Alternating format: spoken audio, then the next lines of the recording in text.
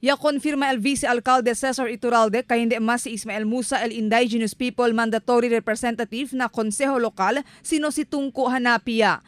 Asigún con Iturralde, recibi sila komunikasyon ayer estaba mismo na Director Regional del National Commission on Indigenous People kaya taabla kay hindi mas si Musa el IPMR sino si Hanapia. Ya informa sigun el kun Musa acerca con este.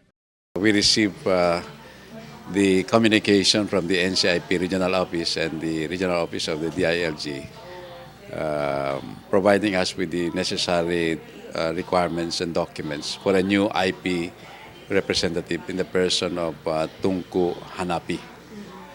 With this development, the former IP representative Ismael Musa is no longer recognized in the City Council. Siguiendo con este, si Hanapia según él ay atende na sesyon del Consejo Local na otro semana para representa con el Indigenous People. Pero ta-anticipa también según sila que ay abuya siyempre si Musa na sesyon. Pero yabla si Iturralde kay kun Hanapia el ay recognisa el Consejo Local como el nuevo representante del Indigenous People. As far as we are concerned, it is our ministerial duty to accept the one who has the latest certificate of affirmation and recognition from the DILG. So we are forced to accept the new IP representative in the person of Tungku Hanapi. Yabla pa si Iturralde kay el salario y todo mga beneficio ta recibi si Musa desde el gobierno local como el representante del Indigenous People ay gindaya kun Hanapi. As far as the records in the Sangguniang Panusud, the one who will be recognized based on record will be Tungku Hanapi.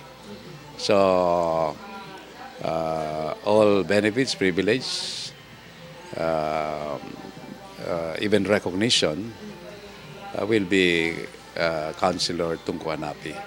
3 años tasinta na Consejo Local el un IPMR pero siendo no hay completa si Musa kundi su 3 año término, tiene que ay continúa con este si Hanapi. Ambos kanda Musa y Hanapi estaban na tribo de Samal Badjawa.